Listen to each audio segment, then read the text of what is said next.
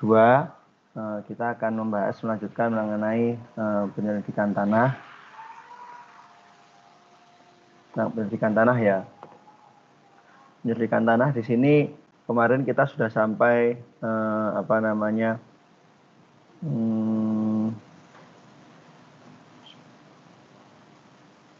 kita sudah sampai membahas mengenai SPT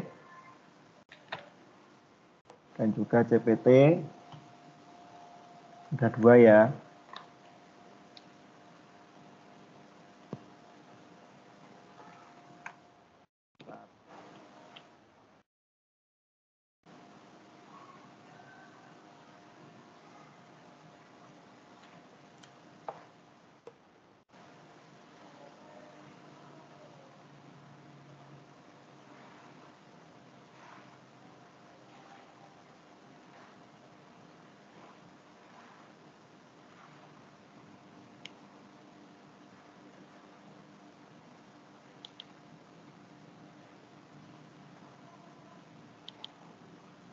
Oke. Jadi kita kemarin telah belajar SPT, tong ya. Tolong diingat sepanjang hidup kalian ya. Tong ya. 15 kali 3. Dan diambil yang 15 kali 2 terakhir. Ya, sudah ingat ya? Ingat toh? Ingat, Ingat Pak. enggak? Ingat, Pak.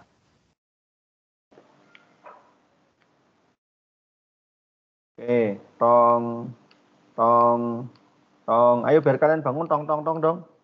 Nyalain semuanya. Mic-nya. Tong.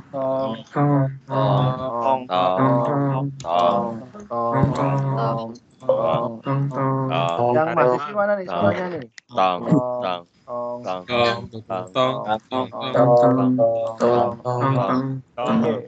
Jadi ingat ya, tong nih ya. Nah, bagus. Kalian harus ingat. Oke.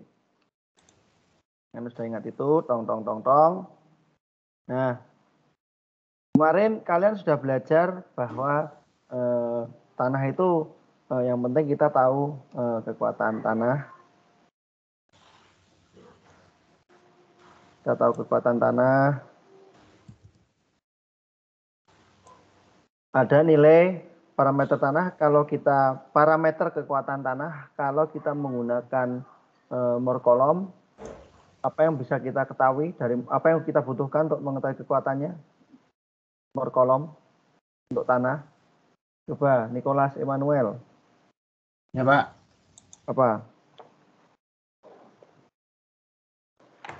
Apa? Burden-nya, Pak. Parameter tanah yang dibutuhkan untuk morkolom. Coba yang lain, Delvin, Alvita, Yusri.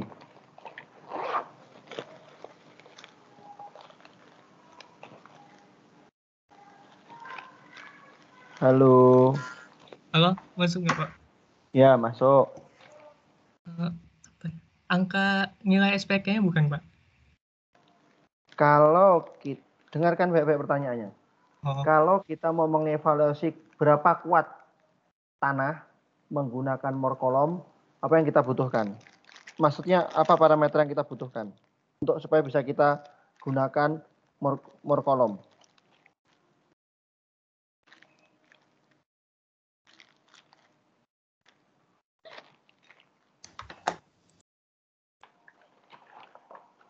Paham nggak?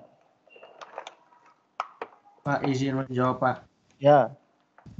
Menurut saya kohesi C sama sudut geser, Pak. Parameter gesernya. Pinter kamu, ya. Saya nggak tahu yang lain mungkin belum memahami pertanyaan saya atau gimana. Oke, paham ya yang lain ya? Paham nggak? Paham, Pak. Duh.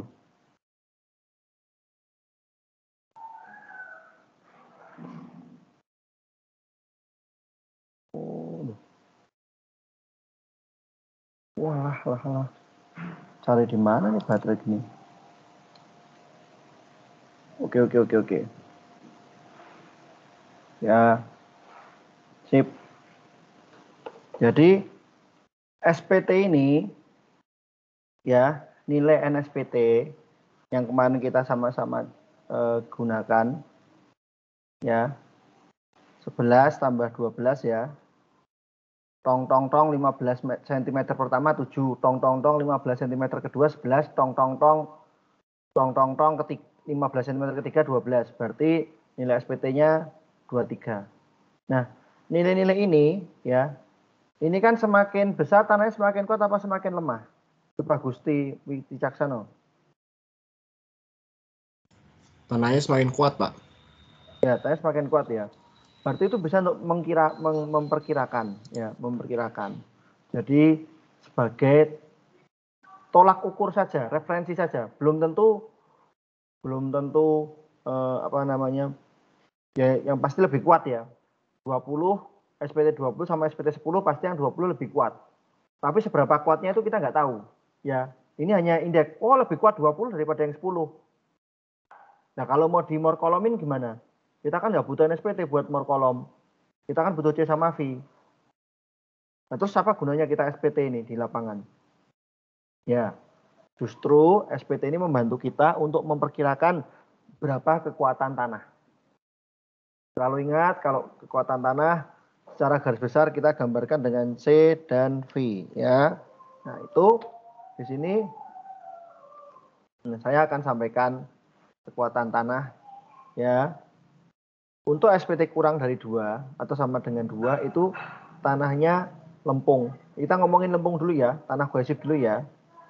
Dia materialnya very soft. Untuk material yang lebih kuat, SPT-nya lebih besar, 2-5, dia dikategorikan soft. Untuk kategori yang lebih besar lagi, dan seterusnya sampai lebih besar dari 40, kategorinya berbeda-beda. Nah, ini kira-kira kekuatannya seperti ini, kekuatan tanahnya seperti ini. Jadi, C sama kekuatan tanah totalnya kurang lebih seperti ini. Nah, kita mau memperkirakan. Nah, kalau gitu, gimana Pak kekuatan tanahnya? Dari sini. Karena ini lempung, ya lempung yang dominan C-nya kan. Berarti dari sini kita mau mencoba memperkirakan nilai C-nya berapa. Ya. Nah, misalnya ini initial guess, tebakan awal. CU ya atau C sama dengan 5 kali SPT. Namun perlu diingat, bahkan bisa sampai serendah 2 kali N. Ya.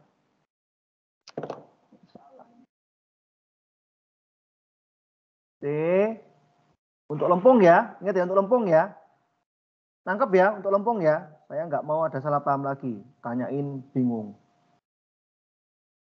5 N SPT. Tapi harus diingat, ini perkiraan awal.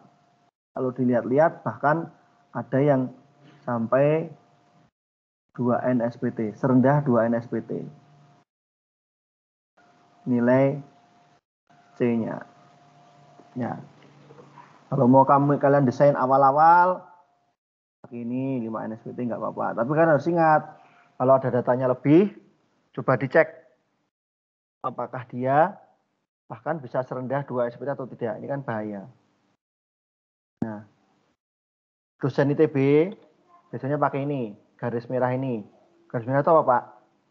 Ini tadi SPT dari soft sampai hard, ya, 0 sampai 5 ya. Kira-kira very soft. Oh, 5 sana lebih jelek. Nah, ini garisnya ini persamaannya CU sama dengan 6 kali N. Ya, jadi kalau kalian punya SPT-nya 5, berarti kira-kira C-nya sama dengan 30. Ini kalau dosen ITB sukanya pakai rumus ini. Ya, 30 apa? 30 kPa. Oke. Oke. Oke ya, saya mau kalian ini ingat di luar kepala ini. C sama dengan 6N. Ya. Nah, sekarang saya mau ngasih tahu nih. Nilai SPT lagi. Saya mau kalian nih.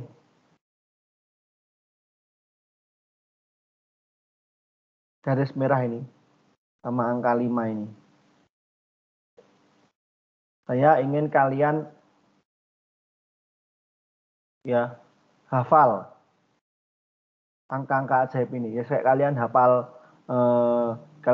nomor handphone kalian lah, ya. Kalian nomor handphone kalian di luar kepala, ke tanggal lahir orang tua, tanggal lahir diri kalian di luar kepala, hafal. Ini diingat ya. SPT gunanya lagi untuk bisa memperkirakan kondisi tanahnya itu bagus apa jelek. Ya. Kalau kalian tahu di sini SPT-nya 5 atau 5 lebih rendah lagi, atau tanahnya itu lempung, ya, untuk tanahnya lempung, ketika SPT-nya kurang dari 5, ini kalian harus bisa memprediksi. Wah, ini tanahnya kurang bagus, Pak. Kelihatannya perlu desain-desain geotekniknya kemungkinan tidak bisa murah gitu. Nah, oke. Ya.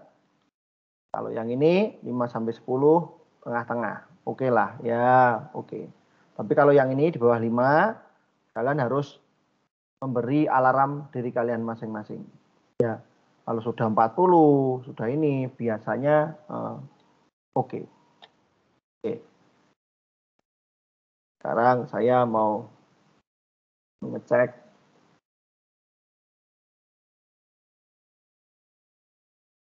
Irfani Fitria Arfan. Iya, Pak. Ini ada data tanah ini. Ada nilai SPT-nya. Sekarang saya mau kamu mengomentari ini.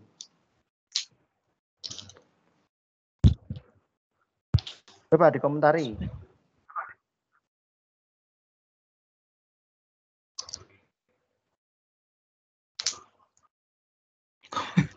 Bentar. Saya bingung bacanya gimana. Oke. Oke ya. Oke, dengerin. Kalau kalian lihat data tanah seperti ini, borlog namanya ya. Yang kalian lihat adalah jenis tanah dari kedalaman berapa, 0 meter sampai 2 meter, 2 meter sampai 4 meter, 4 meter sampai 6 meter, 6 meter sampai 8 meter, 8 meter sampai seterusnya. Itu jenis tanahnya ini. Kalian semua lihat ya. Tolong lihat, tolong. Saya nggak bisa lihat wajah kalian. Oke. Sekarang kalian lihat di sini ada SPT 15 cm pertama, 15 cm kedua, 15 cm ketiga, dan penjumlahan N2 dan N3 di sini. Di grafik ini adalah penjumlahannya secara grafik terhadap kedalaman. Oke, sudah bisa membantu menjelaskan Irfani?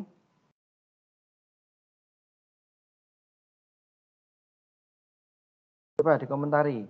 Ini maksudnya yang dijelasin tadi itu yang Saya di sebelumnya bawah. ini. Ya, sebelumnya saya kan jelaskan ini ya. Nah, hal-hal seperti ini. 5 harus diingat seumur hidup kalian. Ya. Apa cepat? Tadi yang 5 di bawah 5 itu yang jelek ya. Terus yang bagus tuh yang dari 10 sampai 20-an gitu.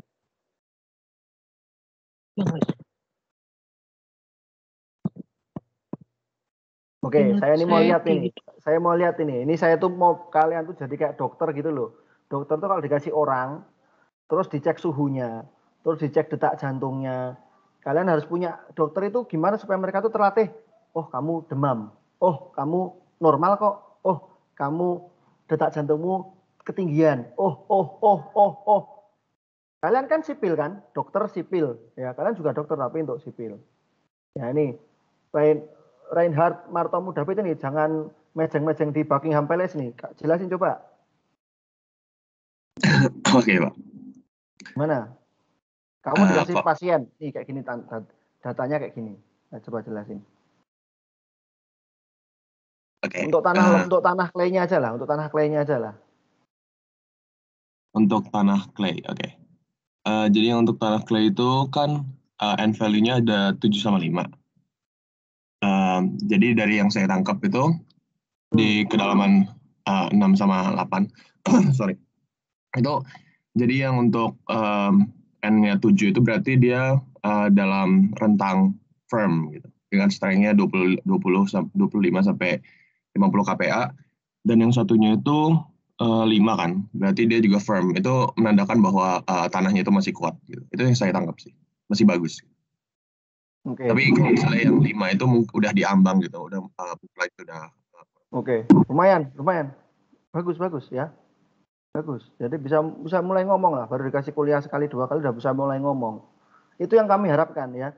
Jadi kalian dikasih pasien, kalau kalian dokter, ini suhunya ketinggian, panas, demam kamu ya. Bagus. Ya. Itu yang ingin kita harapkan dari melihat seperti ini. Ya.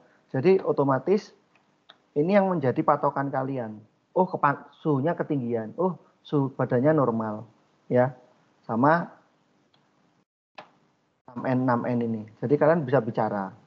Ini kira-kira kekuatannya seperti ini. Ini kekuatannya seperti itu. Ya. Jadi angka-angka ini mohon dijadikan patokan. Jadi sebenarnya 5 ini per boundary ya. 5 itu boundary antara hidup mati. Ya jelek sama bagus, sakit atau enggak. Nah ini kalian supaya jadi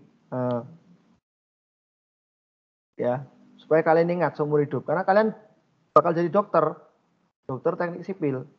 Yang perlu bisa paling enggak ya seburuk-buruknya kalian ini sakit. Ini enggak sakit. Ya, masa lulus dokter enggak bisa bilang ini sakit, ini enggak sakit ya. Ini harus bisa ya. Kalau sakitnya seberapa parah? Ya udah 5 kali 6. Ini cuma punya kekuatan sekian, 30 kPa. Nah, ini untuk lempung ya. Ingat ya untuk lempung. Oke? Nah, ini cara gampangnya seperti itu. Tapi kita juga harus lebih detail karena sebenarnya rasio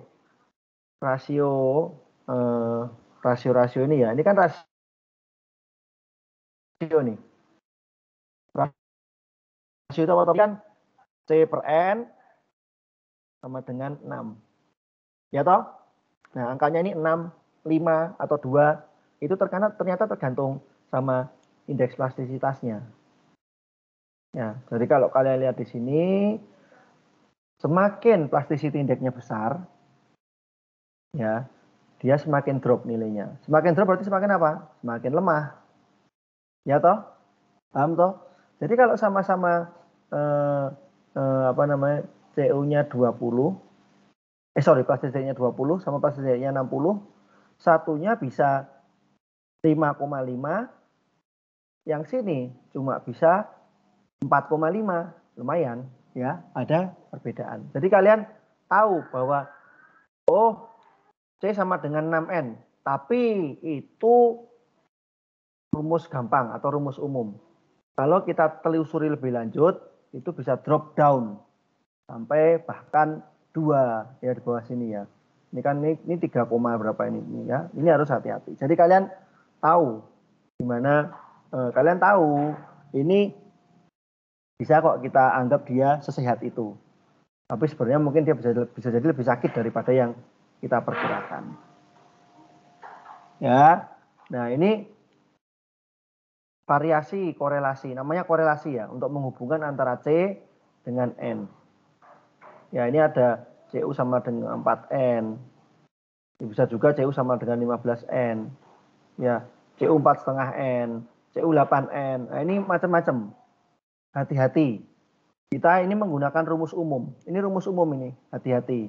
Karena belum tentu rumus ini kan dibuat dari misalnya ya tanah di negara lain, tanah di tempat lain yang tidak sesuai dengan proyek-proyek kalian kerjakan.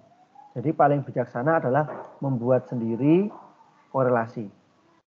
Ya, jadi kalian misalnya kalian untuk tanah yang sama punya N sama dengan 10. Di tempat itu juga kalian melakukan uji C. Ternyata dapat misalnya 70 kPa. Nah, berarti kalian punya korelasi C sama dengan 7N. Ya. Paham ya? Jadi kalian harus sebaiknya ini paling baik membuat korelasi sendiri atau korelasi lokal sesuai dengan pekerjaan-pekerjaan lokasi tempat pekerjaan kalian. Bisa dipahami ya? Bisa toh? Bisa, Bisa Pak. ya. Nah, Pak ini lempung Pak. Gimana kalau pasir Pak? Nah ini pasir lebih ini apa? Karena dia bentuk partikelnya ada yang halus, ada yang sedang, ada yang kasar. Nah ini dia nanti SPT-nya kalau misalnya dia SPT-nya NO ini apa sih Pak? NO60. NO60 kembali lagi ke sini.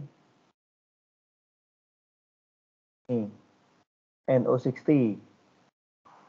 Nah, mana nih?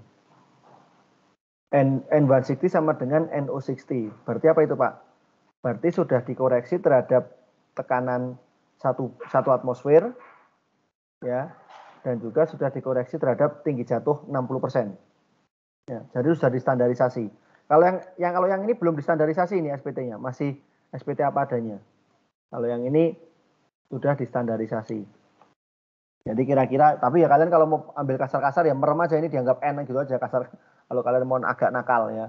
Oh jadi kalau N-nya misalnya, ini kita anggap tengah, kita pakai yang tengah aja ya, biar nggak terlalu kecil, nggak terlalu besar. Ambillah yang tengah. SPT-nya 8. Oh SPT-nya 8 nih. Nanti kira-kira V-nya, atau sudut gesernya 29 ya, antara 28 sampai 30. Nah ini kalau tanahnya memiliki lempung, ini sudut gesernya berkurang, V-nya berkurang 5 derajatan. Kalau ada gravelnya bisa bertambah 5 derajatan. Sekali lagi, ini adalah acuan umum ya. Belum tentu cocok dengan proyek kalian. Tapi buat coba-coba, buat kalian tampak keren ya. Buat kalian tampak keren. Nah ini bisa kalian gunakan. Jadi di sini kalau tadi lempung itu 5 ya, lempung itu 5. Kalau ini kira-kira 8 sampai 10 lah. Ya. 8 sampai 10. Bentar ya. Saya buka catatan saya nih. Oh, di sini ternyata. Bentar.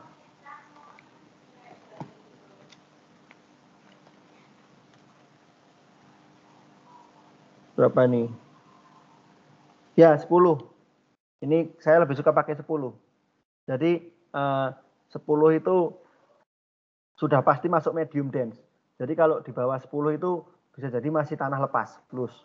Jadi kalau pasir kalian patokannya 10 aja ya. Kalau lempung patokannya 5 lah. Oke.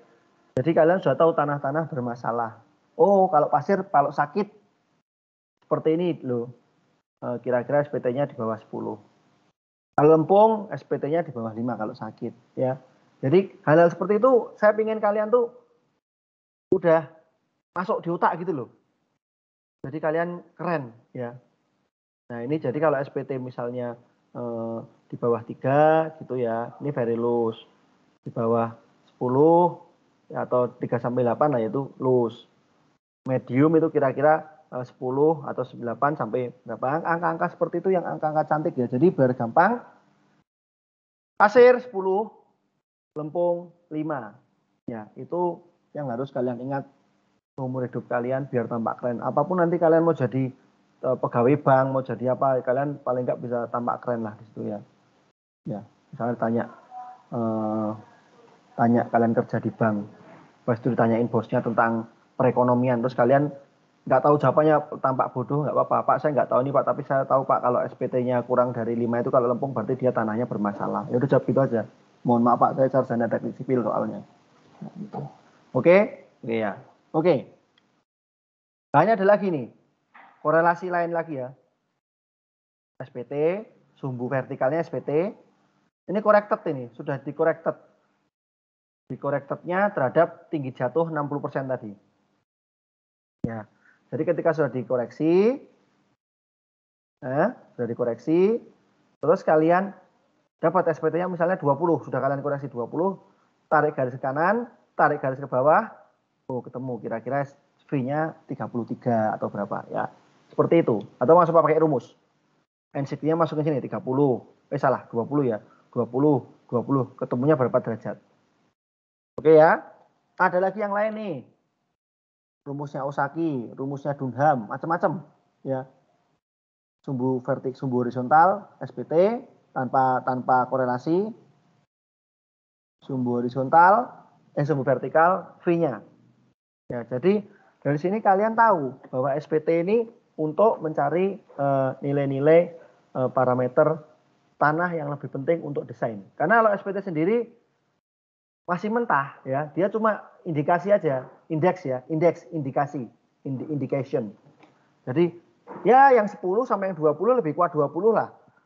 Tapi 20 itu berapa kuatnya kalau untuk tanah? Wah iya, saya butuh C sama V-nya kalau tanah. Nah, kalian pakai rumus-rumus rahasia tadi. Oke ya. Oke. Sekarang saya mau ngetes ke Murti Kamajaya. Aduh, Pak. Coba saya mau diceritain tentang SPT gitu loh. Yang mana, Pak? Ya kamu ngomong aja terserah. Yang kamu nempel di otak itu kamu ngomongin terserah. Mau buka catatan juga boleh. Ya, bismillah dulu, Pak.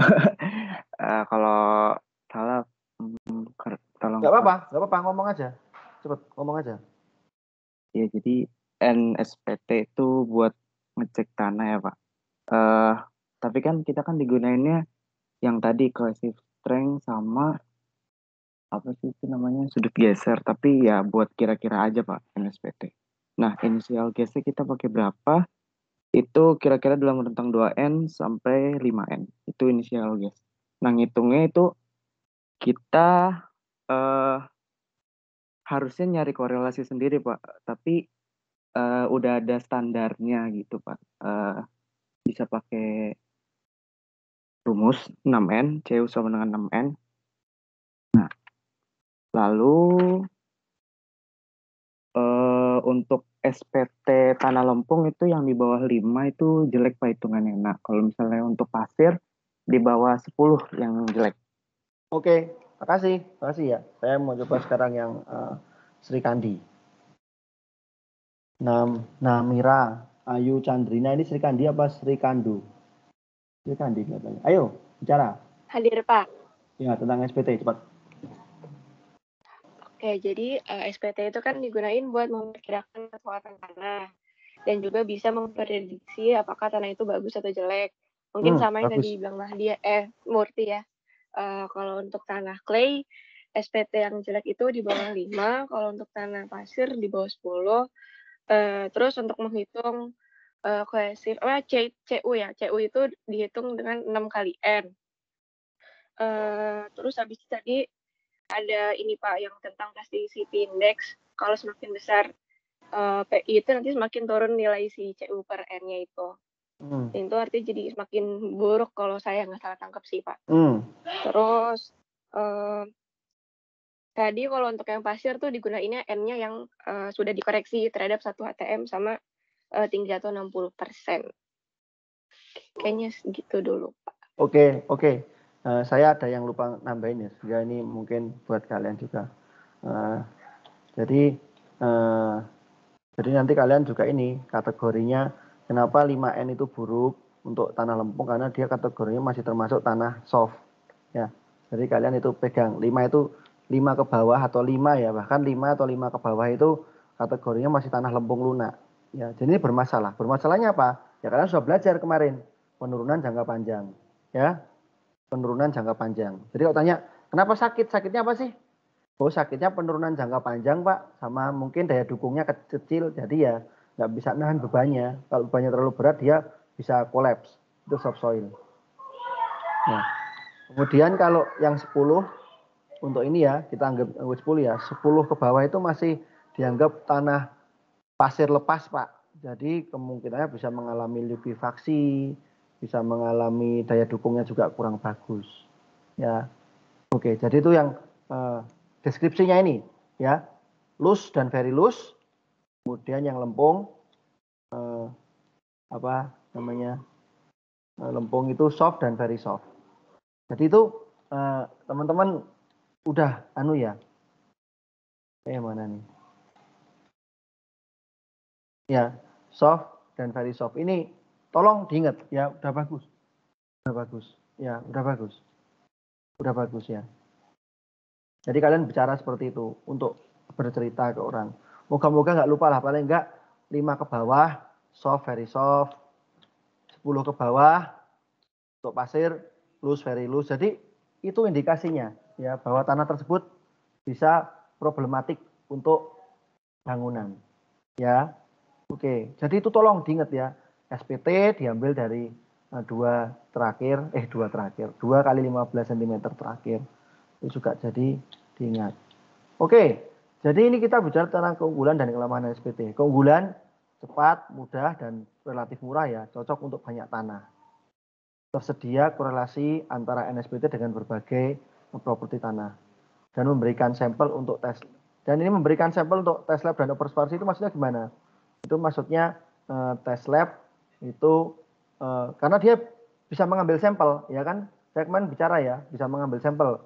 Jadi sekalian menguji SPT ini, SPT dilakukan bersamaan dengan pengeburan. Ya, jadi sekalian ngebur itu bisa dapat SPT, bisa dapat sampel tanah yang bisa dibawa ke lab, bisa dilihat. Kelemahannya untuk nilai SPT sendiri, datanya tidak kontinu. Karena apa? Karena ini tadi coba dilihat. Datanya nggak kontinu. Nggak kontinu gimana Pak? Nah ini coba dilihat di sini. Ya, dia cuma diambil di kedalaman, misalnya kedalaman sekian. Habis itu nggak ada pengambilan data SPT, baru diambil di sekian. Habis itu nggak ada pengambilan data SPT, diambil di sekian. Habis itu diambil di sekian. Memang ada SPT yang kontinu ya. Jadi habis selesai ini ambil lagi. Tapi itu lama, ya lama. Jadi dia intinya diskrit. Jadi ada dilakukan di sini, bisa dilakukan selanjutnya, bisa dilakukan langsung, tapi bisa juga tidak. Dan kebanyakan tidak dilakukan. Jadi di sini dilakukan, ada jeda, dilakukan lagi, ada jeda, dilakukan lagi. Itu SPT. Untungnya kita bisa dapat sampel. Nah, ini kurang baik untuk tanah yang banyak kobel dan boulder. Ini batu-batu besar ya. Nah, ini kelemahannya lagi butuh koreksi NSPT. Tadi ada koreksi yang macam-macam tadi. Koreksinya kan banyak tuh ya. Kalau kalian lihat koreksinya, kalian harus ini ingat loh ya. Juga ingat ya tuh banyak tuh. Koreksi karena borehole, lubang borehole, koreksi karena panjang rod, koreksi pengambilan. Aduh pusing. Ya tapi seringkali kita nakal, nggak pakai faktor koreksi langsung kita pakai.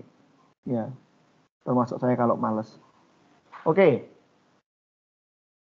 Sekarang kita ke uji satunya yang juga relatif terkenal di Indonesia, relatif umum dilakukan, yaitu uji konus, tahanan konus.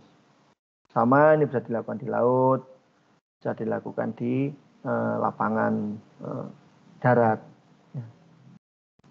Coba lihat. Ada yang kecil, ada yang besar. Nah, ini biasanya 2, 10, 15, 40. Yang biasa kita pakai itu yang ini di Indonesia ya, yang 10. 10 cm perseginya apa sih, Pak? Nanti kita bahas. Jadi kita sekarang yang 10 cm persegi. Itu apanya? Itu adalah luas selimutnya ini. Luas proyeksinya. Nanti sama-sama kita hitung ya.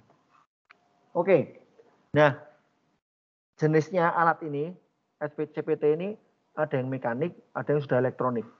Ya, mekanik ini kayak sepeda lah, harus kita genjot.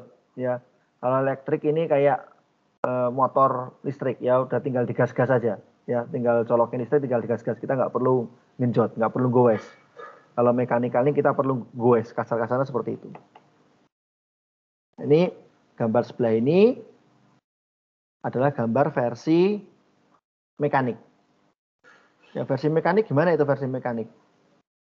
Versi mekanik karena perlu manual, ya kita operasikan manual, kita genjot, ya kasar-kasarnya kita genjot lah.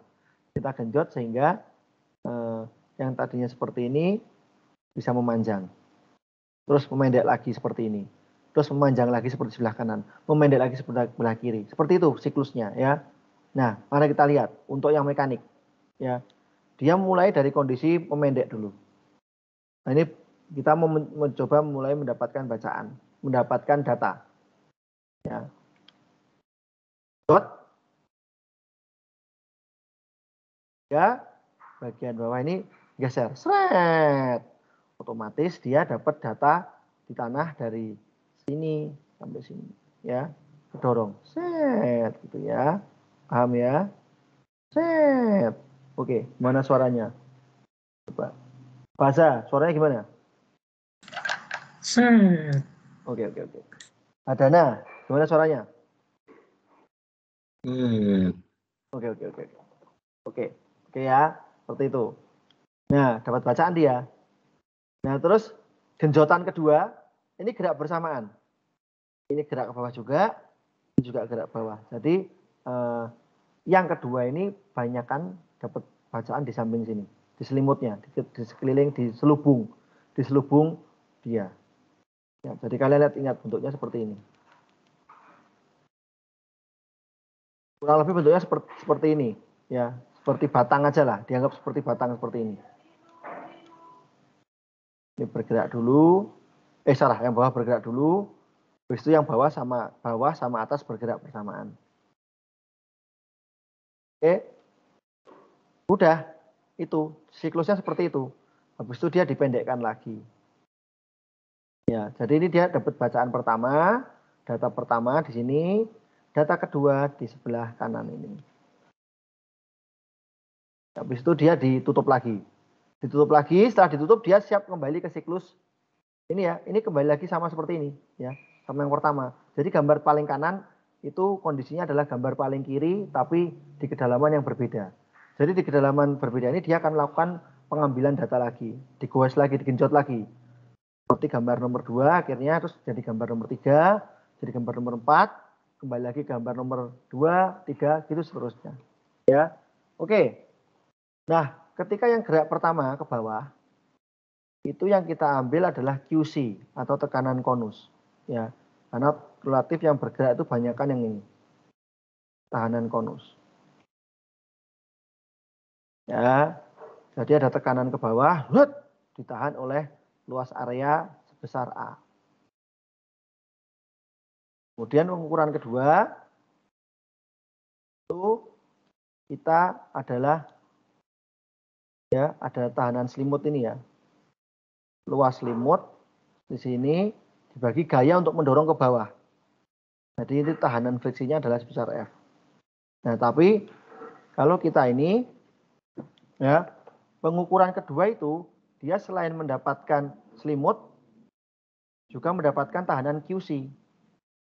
Jadi pengukuran kedua itu QC tambah F, pengukuran pertama hanya QC saja. Oke, jadi yang kalau kalian ingat itu QC sama QC tambah F. Itu bacaan pertama dan bacaan kedua. Kalau mau dapat F-nya aja gimana? Ya tinggal dikurangi QC. Jadi bacaan kedua dikurangi QC, dapatnya F saja. Oke, terus kalian juga ada namanya friction ratio, yaitu F dibagi QC. Oke, kita lihat nih, area F dibagi keliling sama dengan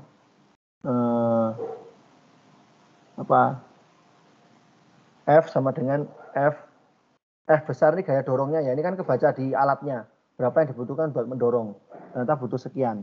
Ini dibagi luas selimut dapatnya F. Tapi yang di pengukuran kedua ini sebenarnya dapatnya QC tambah F. Jadi perlu dikurangi QC-nya. Baru kita dapat F yang murni. F yang murni kita bagi dengan QC, kita mendapatkan friction ratio, yaitu perbandingan antara selimut dan ujung. Ya, selimut itu mana Pak? Ya ini selimut selubung. Ujung itu mana Pak? Ujung itu ada depan ini. Ya, oke. Nah ini yang didapat ini adalah F per 1 cm. Ya. Oke, ntar. Itu udah lama. Nanti kalian nggak usah pusing-pusing lihat mekanismenya nih. Yang penting kalian lihat datanya. Ya, ntar. Ya. Kalau yang electrical, ya dia tidak perlu digenjot nutup buka. Dia langsung bisa digerakin semua. Dia langsung bisa mendapatkan data-data yang ada, ya, baik itu selimut ataupun ujung. Karena sensornya komplit. Karena kalau yang mekanik itu masih pakai oli-oli gitu loh, ya. Jadi kalau gerak depannya, olinya tertekan sehingga olinya itu tertekan ke atas sehingga olinya itu dikatakan ada di sini diisi oli ya. Di dalamnya diisi oli atau pelumas atau apa ya. Yang terhubung dengan dial ya. Itu ya, kayak speedometer itu ya. 0, 1, 2, 3, 4. Nah, ini kalau olinya ketekan, ini jarumnya bergerak juga. Ya, jarum di meterannya itu ya. 0, 5, 10, 15. Nah, seperti itu ya. Jadi bacaannya ini dibaca. Berapa? Jadi dia harus digitukan. Gerak depannya naik jadi 12,5. Oh, berarti ujungnya 12,5. Gerak bersamaan, olinya bacanya sekian. Oh, berarti 2 bacaan. Itu jadi harus genjot-genjot seperti itu. Jadi karena mekanisme pembacaannya cuma satu pintu. Ya. Nah, kalau ini beda. Kalau elektrik ini dia otomatis semua ini ya. Mau genjot nggak usah pakai genjot-genjotan, langsung ditekan aja seret ya. Ditekan aja seret gitu. Oke. Nah, ujungnya ini tadi kita bicara yang 10 cm ya. Wah, ini nggak kebaca ya. Nah, ini nggak kebaca. Ya, ini pokoknya ABC ini jenisnya beda-beda. Yang perlu kalian tahu kalau elektrik itu tinggal genjot. Nah, kalian lihat di sini ya. 36 mm lebar, 60 derajat. Saya mau tanya, kalau ini atas ini lingkaran, ya, penampangnya ini lingkaran.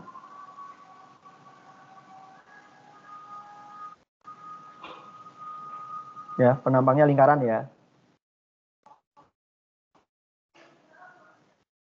Dengan diameter 36 mm. Berapa luas lingkarannya? Saya mau tanya ke Hintama. Berapa luas lingkaran ini?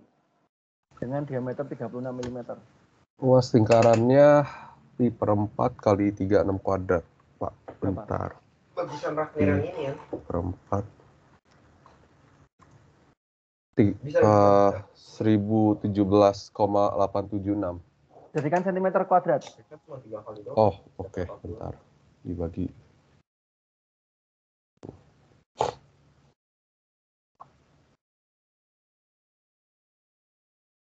(10,17). Oke.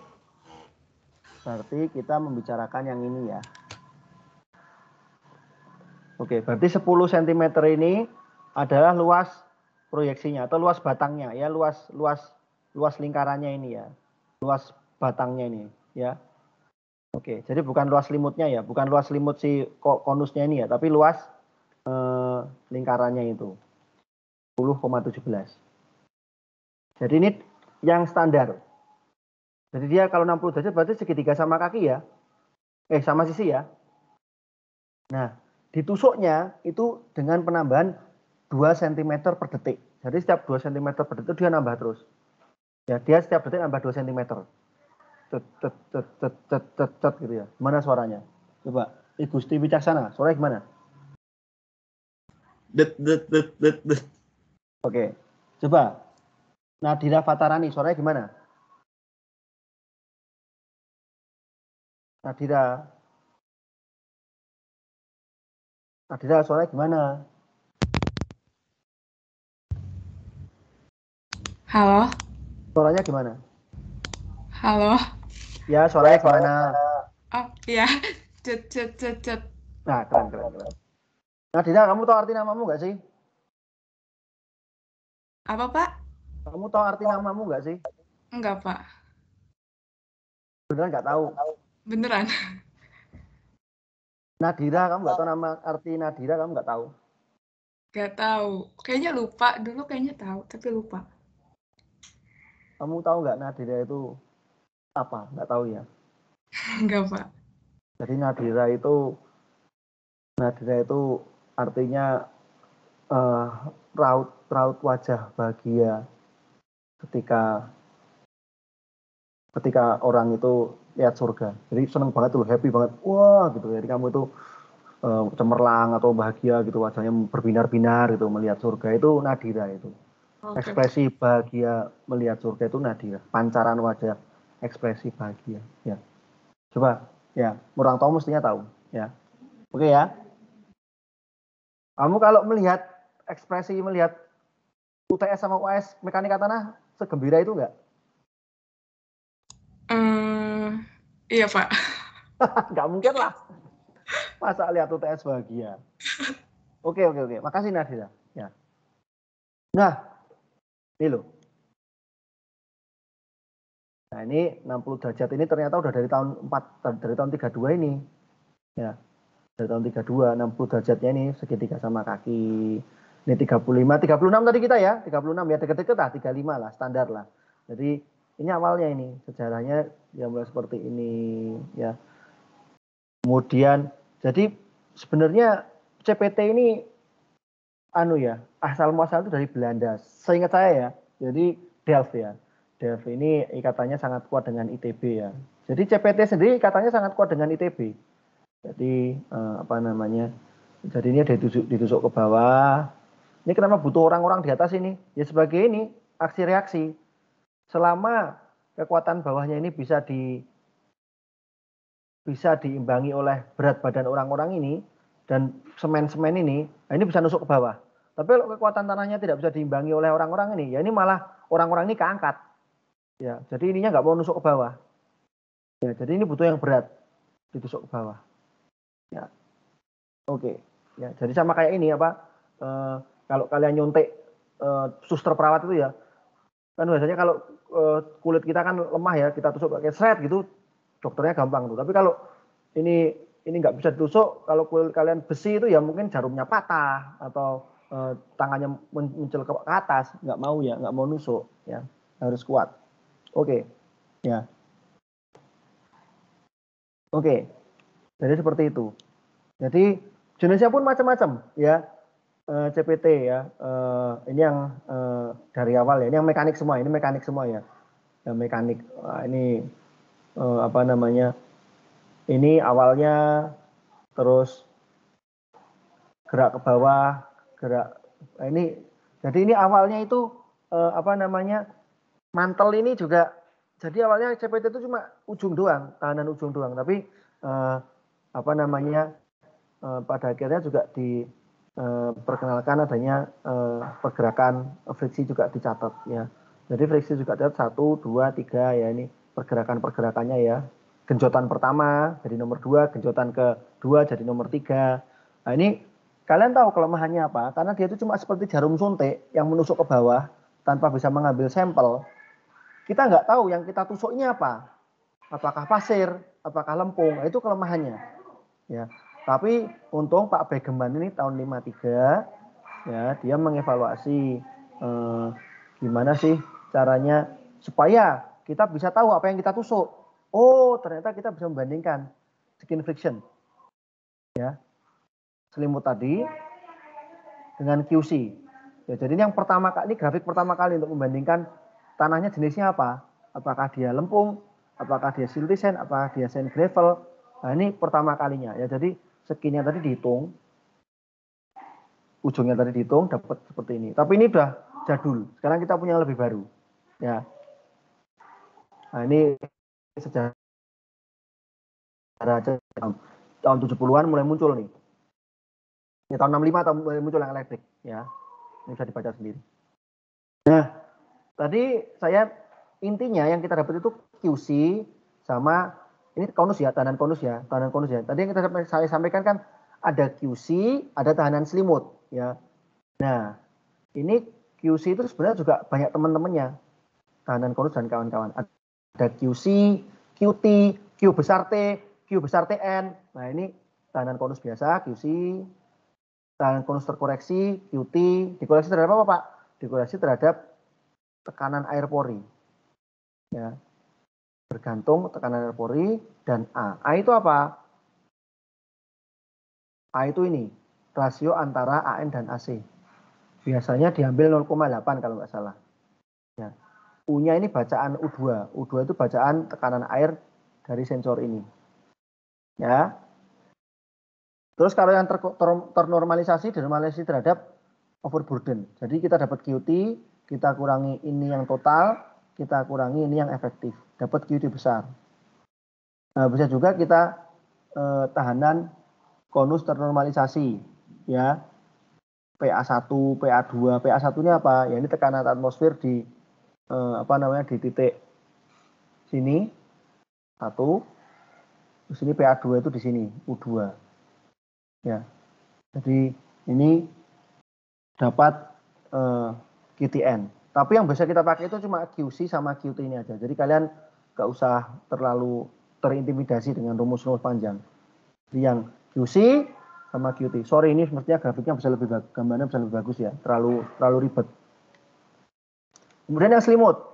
Yang selimut ini ada FS yang umum, ada juga FT. Ya, ada juga rasio friksi. Ya, VS per QC tadi yang sudah saya sampaikan di awal ya. Rasio antara FS sama QC. Jadi yang sering kalian pakai sebenarnya FS, FT sama ini aja. Kalau yang ternormalisasi ini juga jarang dipakai. Nah, rasio friksi ini buat apa sih Pak? Membandingkan FS sama QC ini? Itu akan membantu kita untuk mendapatkan jenis tanah juga. Jadi kalian punya QC, kalian bandingkan juga dengan FR-nya atau friction ratio-nya. Nah, kalian bisa dapat tergantung friction ratio-nya di mana dan QC-nya di mana, diplotkan jatuhnya di mana, itu kira-kira jenis tanahnya apa. Nah, ini yang lebih modern dibandingkan yang punya Bapak Begeman ini tadi. Ya. Tapi Bapak Begeman itu memang pelopornya. Ya. Saya mau tanya,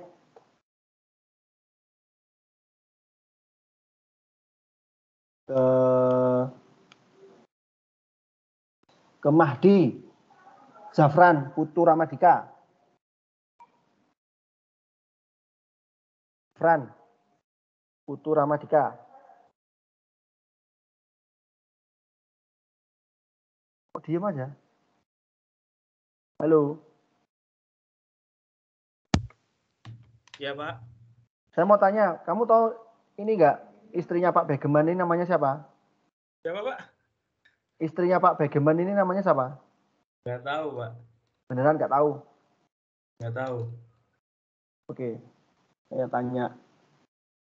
Gerald Eliandro Purnomo tahu istrinya Pak Begeman nggak? Kurang tahu enggak? juga sih Pak.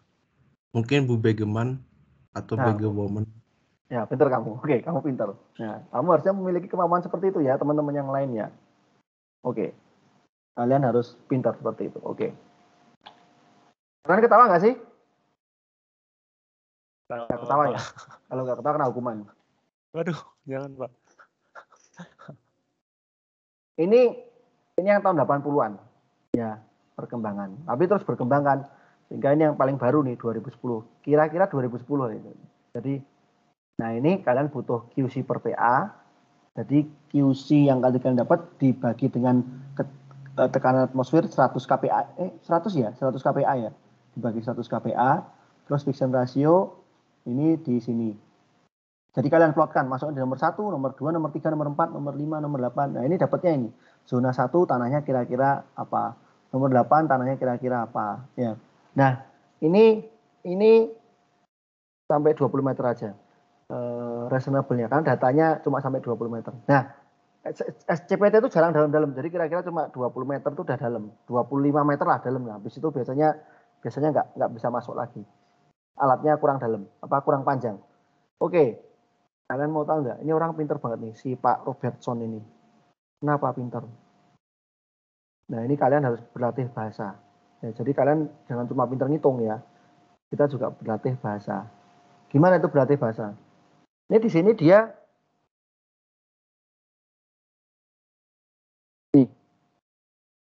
ini Robertson juga, ini sama orangnya tahun 83. Robertson. Ini tahun 2010. Dia belajar ternyata. Jadi di sini clay, pit. Di sini dia jurus nih. Soil type bahasa Indonesianya apa? Soil type bahasa Indonesianya apa? Coba. Delvin, bahasa Indonesianya soil type apa? Tipe tanah bukan, Pak? Ya, tipe tanah, jenis tanah gitu ya. Oke.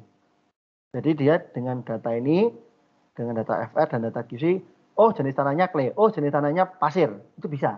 Ya. Tapi di tahun 2010 dia lebih hati-hati. Ya. Dia nggak membuat zona 1 itu jenis tanahnya apa, zona 3 jenis tanahnya apa, tapi dia menggunakan kata SBT, Soil Behavior Type. Ya. Jadi dia menggunakan kata apa ini? Jenis perilaku tanah. Ya. Jenis perilaku tanah kalau di zona 1 mirip-mirip tanah sensitif. Jenis kelakuan tanah di nomor 8 itu seperti very stiff sand to clayey sand. Jadi dia di sini hati-hati. Ya. Kenapa dia hati-hati? Ya karena kalau ditusuk misalnya orang lain nemunya beda dengan nomor yang ini, dia bisa ngeles. Ya saya kan bilang perilakunya mirip. Ya saya nggak bilang itu jenis tanah. Tapi kalau behaviornya dihilangin jadi soil type, ini dia bahaya. Orang, nah kamu bilang ini jenis tanahnya ini clay, sand, nomor 6. Lalu saya ketemunya kok malah lempung. Bentar Pak, saya kan nggak bilang jenis tanah. Saya kan bilangnya soil behavior type. Jenis perilaku tanahnya mirip pasir. Bisa jadi itu clay yang mirip pasir. Nanti orangnya pasti benar juga ya lotong. Nah gitu ya. Jadi ya dia pintar hati-hati. Jadi kita juga harus bisa kayak gitu di engineering ya. Jadi nggak cuma ngitung, ya, nggak cuma ngitung. Kalian juga harus pintar berhati-hati. Oke, paham ya, paham. Nah ini kalau pakai yang KTN sama pakai yang dinormalize. Ini mana Pak? Ini kalau pakai yang ini. Ini kalau pakai yang, jadi ada grafik yang ini ya, ada yang tidak dinormalisasi. QC-nya tidak dinormalisasi, RF-nya tidak dinormalisasi, tapi ada juga yang dinormalisasi. Ya. ITN, FR-nya juga yang dinormalisasi. Itu gimana, Pak? Ya ini kan tadi kan saya bilang banyak kawan-kawan. Nih. Ini yang QTN tuh panjang tuh. QTN tuh panjang tuh dinormalisasi. Waduh, setengah mati ini rumahnya panjang. Juga yang ini, fraction ratio dinormalisasi, FR. Waduh, panjang, pusing. Jadi ya kalau mau gampang-gampang mending nggak usah pakai yang normalisasi, pakai yang ini aja. Ya. Nah ini enak ini, gampang. QC bagi PA, ini bagi ini ya. Nah ini yang dinormalisasi lebih ribet, nangis. Oke. Nah ini tadi ya. Kalau kalian lihat data borlog yang ada data SPT-nya itu seperti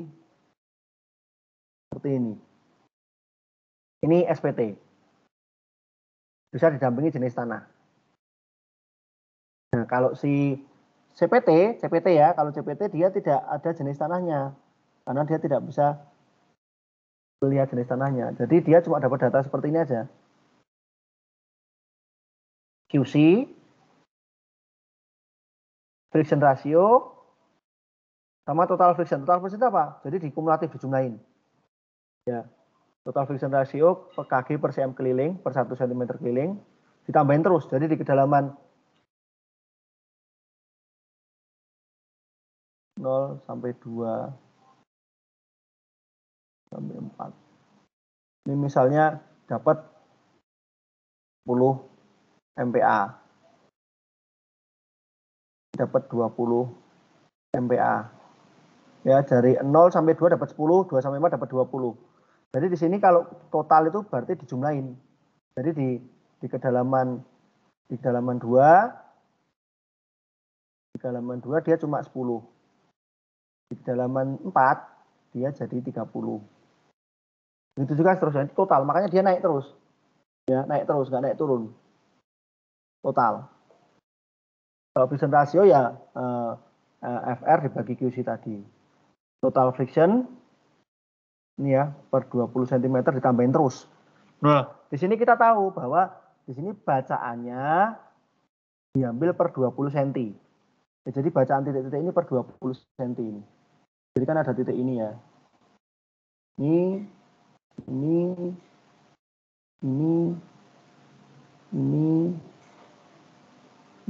bisa per 20 cm mestinya. Coba kita lihat ya. Ini kan 1 meter nih, ini 1 meter ya.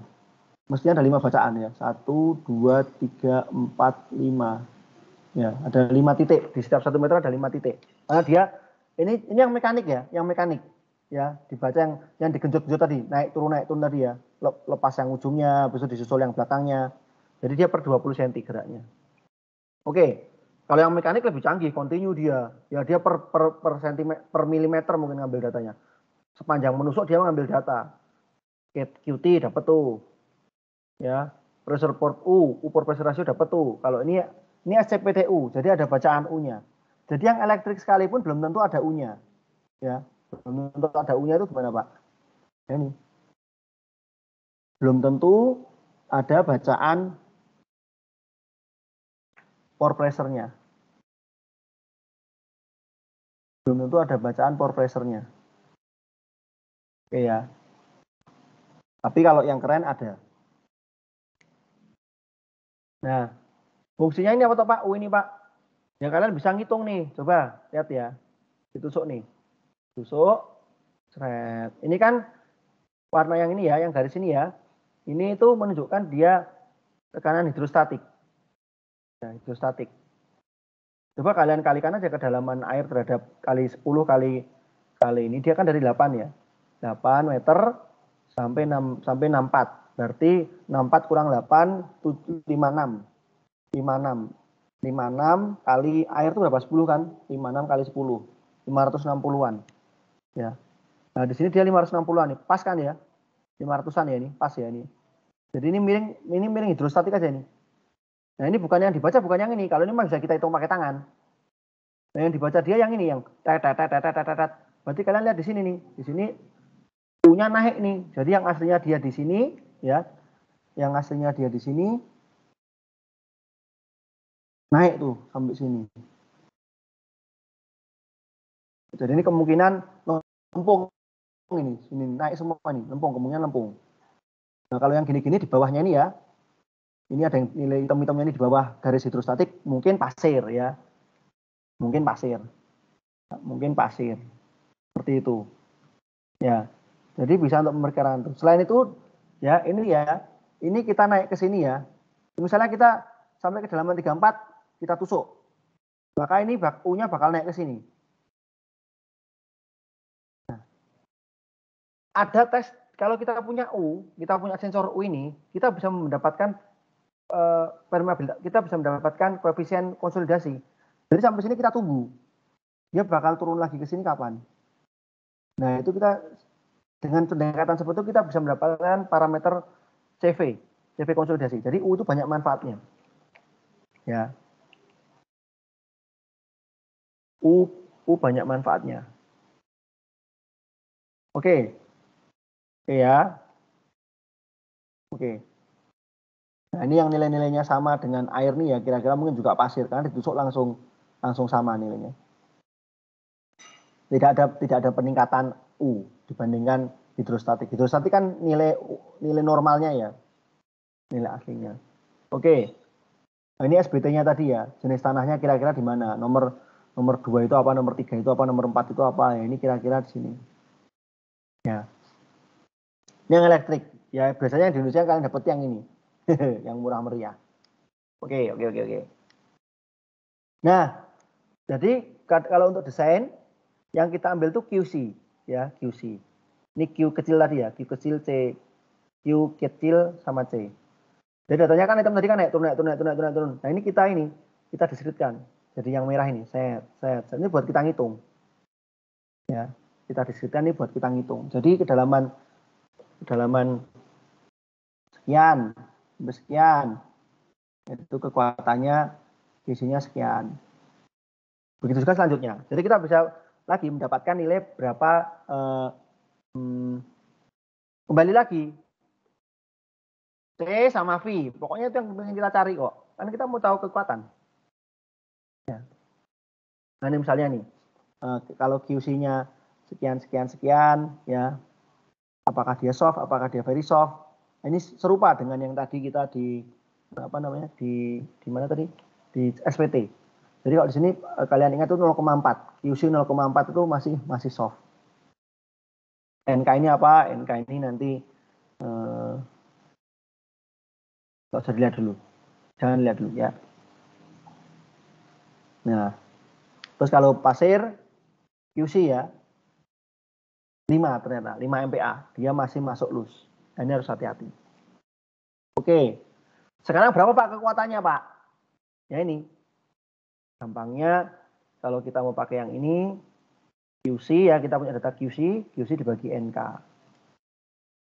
NK ini biasanya maksimal 20 sih. Maksimal 20, berarti dia tinggal dibagi 20. Ya. Kalau mau pakai yang NKT, ya ini ada QT. Ini pakai QT ya. Kalau NKT, ini apa? Ini sebenarnya sama.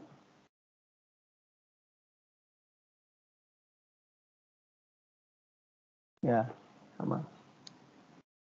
Nah, ini dapatnya seperti ini. Nah, ada OCR segala ini apa?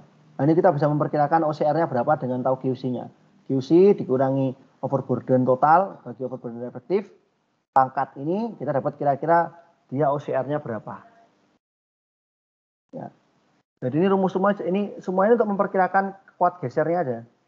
Tapi yang sebelah kanan pakai QT, yang sebelah kiri pakai QC. Kalau V gimana Pak kalau V? Salah, ini korelasi lainnya untuk lempungnya. NKT itu kira-kira rumusnya seperti ini nih, panjang. Ya, ini nggak usah, kalau aku sih langsung aja, nggak apa pusing-pusing, anggap aja NKT-nya 20, lebih konservatif. Ya, dapatnya kan kecil. Ya, seperti itu. Nah, ini banyak nih. CU sama dengan QC per NK, NK 17 sampai 20 ya, tadi ya. Oke. CU bisa diganti dengan kenaikan ini ya, U, air delta pressure bagi NU. Nah, saya jarang pakai ini, saya biasanya pakai yang atas. Maka nggak pernah pakai yang bawah ini. Nah, ini kalau yang di-corrected ya, jadi QT ini jadi QT. Ya. Nah, terus ini apa ini? Ini anu ya. Jadi kalau kalian tadi pakai yang tadi ya, pakai yang ini. Pakai dapat ini salah satu cara melakukan penungguan ini berapa waktu yang dibutuhkan untuk turun ke sini, itu nanti kalian mendapat delta time-nya T50 ini. Misalnya T50 300 bagi T50 kira-kira dapat CH. CH sama dengan 2 CV, berarti CH-nya dibagi 2. Dapat CV ya. Tapi ini bisa bervariasi antara 1 sampai 10 CV. Jadi harus hati-hati. Tapi yang paling sering dipakai orang ini dia sama dengan 2 CV. Ya, jadi kalian dapat CV. Itu kalau lempung. Tapi ini kalau V-nya gimana Pak? Ini V, korelasi ya. QC bagi ini, dapat V-nya berapa kira-kira. Atau pakai rumus ini. Nah, ini korelasi QC sama N. Ya, ini sangat bergantung. Jadi QC per N dalam kilogram per sentimeter kuadrat, ini sangat bergantung ukuran butirannya. Ya. Sangat bergantung ukuran butirannya. Kalau ukuran butirannya besar, QC per N-nya menjadi besar juga. Ya. Oke.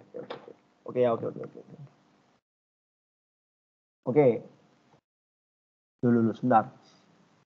Ini QC-nya kok Kg per cm2, padahal ini KPA. Bener ya? Oke. Nah, sekarang kelemahannya. Kelemahannya itu tidak perlu borehole, karena dia selalu langsung nusuk. Kalau SPT itu harus ditemani pengeboran. Kalau ini langsung ngebur.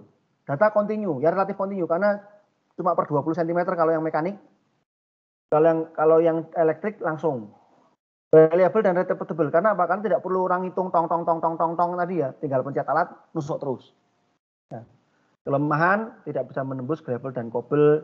Database-nya lebih sedikit daripada SPT, tidak bisa sampling. Ya, itu ya. Itu dulu. Oke, toh. Oke. Ada pertanyaan nggak sampai ini? Minggu depan kita lanjut, ini tinggal dikit. Jadi bisa kita selesaikan minggu depan yang ini. Ada pertanyaan nggak? Saya mau nanya, Pak. Ya. Sebenarnya jauh di belakang banget sih, Pak. Tapi tadi nggak Gak ada apa-apa. Ya. Gak apa-apa. Mana? Tadi kan kita sempat ngitung ini ya, Pak. Yang QC kecil. Yang ada QC besar juga, Pak. Q besar C. Kemudian sebenarnya bingung ini sih, Pak. Nah, ya.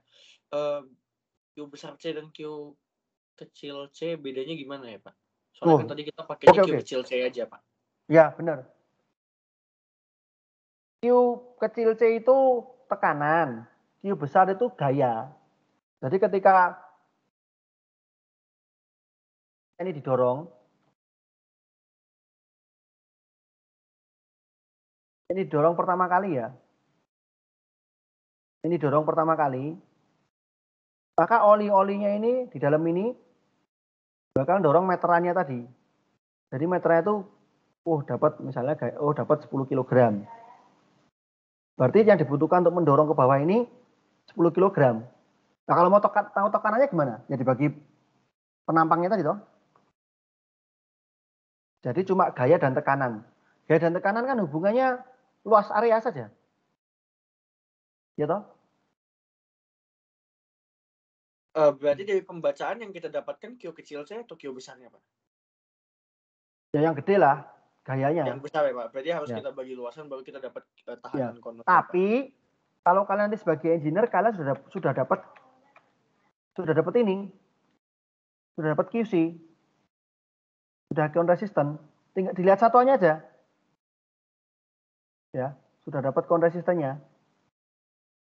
Ini bacaan kalian contohnya ini. Data yang diberikan ke kalian. Nih. Konsisten in kg per cm kuadrat. Berarti udah per kg per cm kuadrat. Ini juga nih. Kalau ini beneran QT ya. QT itu ya temennya QC, cuma sudah di utak-atik dikit. Nah, ini juga MPA. Ya. Ini biar yang ngurus orang lapangan, yang ngurus Q besar, C besar nih, biar orang lapangan yang ngurus ini. Kita pokoknya terima yang kecil ini ya. Kita terima Q kecil. Ya. Yang ini biar orang lapangan. Ya. Jadi cuma bingung, biar kalian tahu aja ceritanya gimana. Oke, paham? Pak, itu kalau misalkan yang tahanan konstruk normalisasi itu nilai N-nya, pangkat N-nya itu lihat dari mana, Pak? Yang dimensionless itu kan ada N-nya tuh value-nya. Ada pangkat N. Iya, dulu tuh pernah saya tambahin di sini jadi lupa lagi. Oke, cari ya. Ya, benar. Ini dulu pernah ada di sini jadi dihilangin lagi. Nanti saya tambahin. Minggu depan saya kasih tahu ya. Oke, Pak. Oke. Oh ya, ada pertanyaan lagi?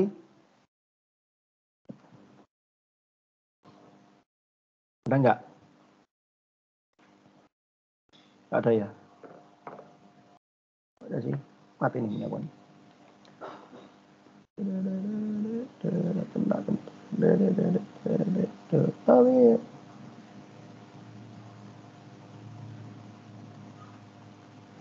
Udah ya, udah toh.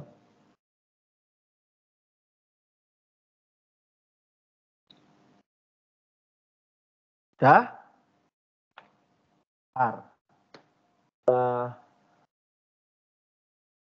Oke, apa dulu ya.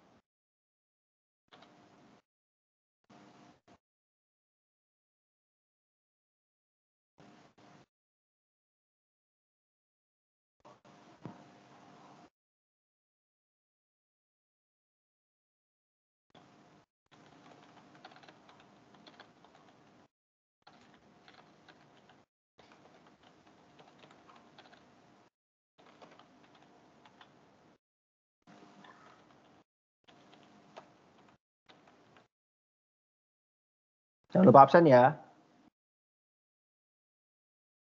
Oke. Halo, jangan lupa absen ya. Halo, Oke, gimana Pak. sih? Halo, siapa? Ya, Pak. Ayo ramaikan kelas. Kalau kita ini dah kelasnya berakhir, ramaikan dulu.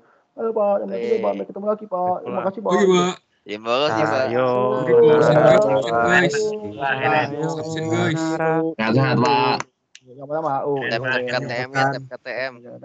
Yuk, jangan nakal ya, yuk.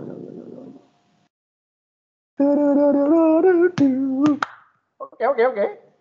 Dadah. Dadah, Pak.